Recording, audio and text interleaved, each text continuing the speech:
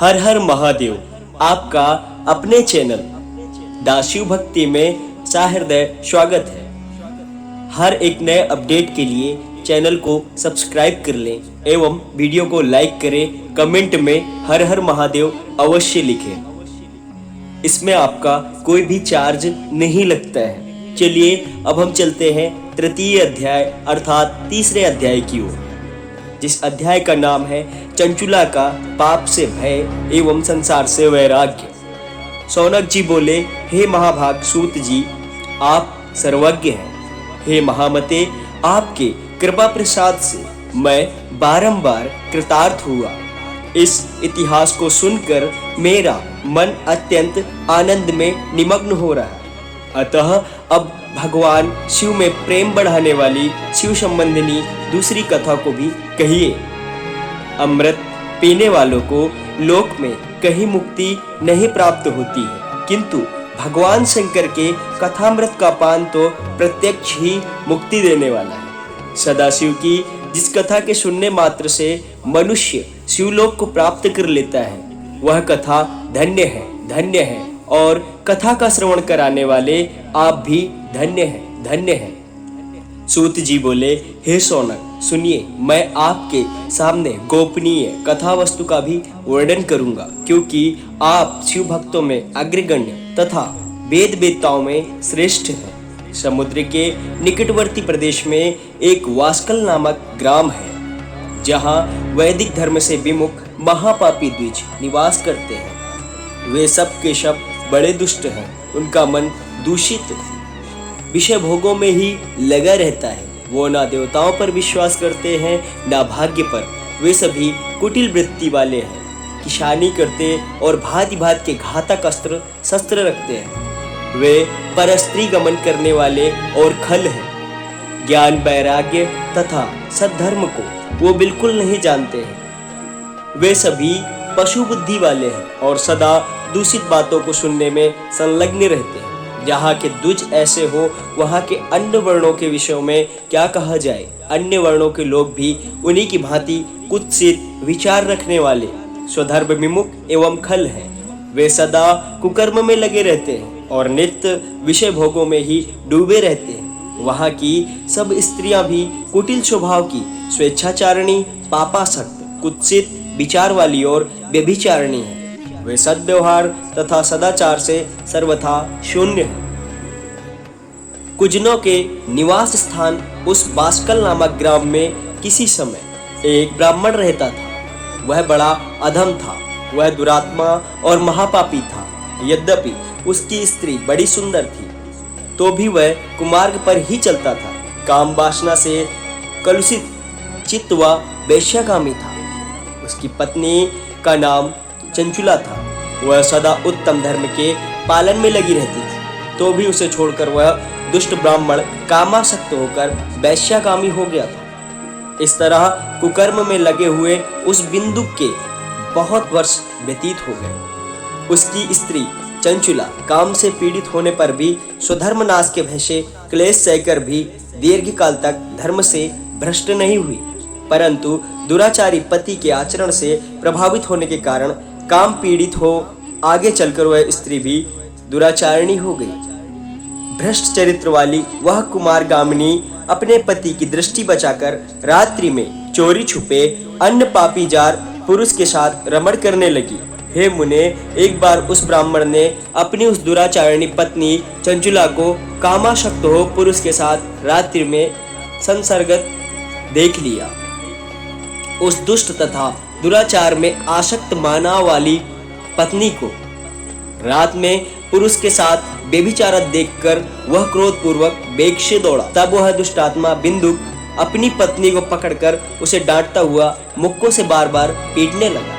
वह व्यभिचारिणी दुष्टा नारी चंचुला पीटी जाने पर कुपित होकर निर्भयता पूर्वक अपने दुष्ट पति बिंदुक से कहने लगी। चंचुला बोली, मुझ पति पारायणा युवती पत्नी को छोड़कर आप कुबुद्धिवश प्रतिदिन वैश्य के साथ इच्छानुसार रमण करते हैं। आप ही बताएं कि रूपवती तथा कामासक्त चित्त वाली मुझ युवती की पति संसर्ग के बिना क्या गति होती होगी। मैं अत्यंत सुंदर हूँ तथा नवयौवन से उन्मत्त हूँ। आपके संसर्ग के बिना व्यथित चित्त वाली मैं कामजन्य दुख को कैसे सह सकती हूँ। सूत जी बोले, उस स्त्री के इस प्रकार कहने पर वह मूढ़ बुद्धि, मूर्ख, ब्राह्मणाधम, सर्वधर्म विमुख, दुष्ट पापी बिंदुक कहने लगा। बिंदुक बोला, काम से व्याकुल चित्त होकर तुमने यह सत्य ही कहा है। हे प्रिय, तुम भय त्याग दो और मैं तुमसे हित की बात कहता हूँ, उसे सुनो। तुम निर्भय होकर नित्य पुरुषों के साथ संसर्ग करो, उन्हें संतुष्ट करके उनसे धन खींचो। वह सारा धन वैश्या के प्रति आसक्त मन वाले मुझको दे दिया करो। सूत जी बोले, पति का यह वचन सुनकर उसकी पत्नी चंचुला ने प्रसन्न होकर उसकी कही बात मान ली। उन दोनों दुराचारी पति पत्नी ने इसी प्रकार समझौता कर लिया तथा वे दोनों निर्भय चित्त से कुकर्म में लीन हो गए। इस तरह दुराचार में डूबे हुए उन मूढ़ चित्त वाले पति पत्नी बहुत सा समय व्यर्थ करने लगे। तदंतर शूद्र जातीय वैश्य का पति बना हुआ वह दूषित बुद्धि वाला दुष्ट ब्राह्मण बिंदुक समयानुसार मृत्यु को प्राप्त हो नरक में जा पड़ा। बहुत दिनों तक नरक के दुख भोगकर वह मूढ़ बुद्धि पापी बिंद पर्वत पर भयंकर पिशाच हुआ। इधर उस दुराचारी पति बिंदुक के मर जाने पर वह मूढ़ हृदय चंचुला बहुत समय तक पुत्रों के साथ अपने घर में ही रही। इस प्रकार प्रेम पूर्वक कामासक्त होकर जारों के साथ विहार करती हुई उस चंचला नामक स्त्री कुछ यौवन समय के साथ ढलने लगा। एक दिन दैवी योग से किसी पुण्य पर्व के आने पर वह स्त्री भाई बंधुओं के साथ गोकर्ण क्षेत्र में गई। तीर्थ यात्रियों के संग से उसने भी उस समय जाकर किसी तीर्थ के जल में स्नान किया। फिर वह साधारणतया मेला देखने की दृष्टि से बंधुजनों के साथ यत्र तत्र घूमने लगी। घूमती घामती किसी देव मंदिर में उसने एक दैवज्ञ ब्राह्मण के मुख से भगवान शिव की परम पवित्र एवं मंगलकारिणी उत्तम पौराणिक कथा सुनी। कथावाचक ब्राह्मण कह रहे थे कि जो स्त्रियां पर पुरुषों के साथ व्यभिचार करती हैं वे मरने के बाद जब यमलोक में जाती हैं तब यमराज के दूत उनकी योनि में तपे हुए लोहे का परिग डालते हैं। पौराणिक ब्राह्मण के मुख से यह वैराग्य बढ़ाने वाली कथा सुनकर चंचुला भय से व्याकुल हो और कांपने लगी।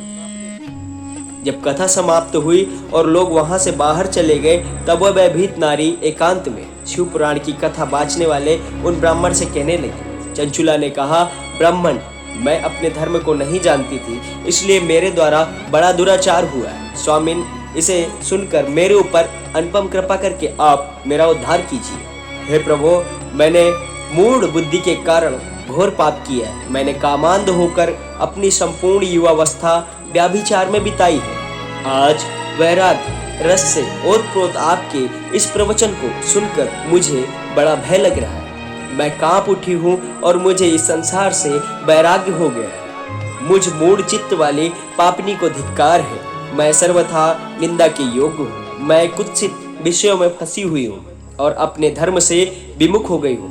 थोड़े से सुख के लिए अपने हित का नाश करने वाले तथा भयंकर कष्ट देने वाले घोर पाप मैंने अनजाने में ही कर डाले।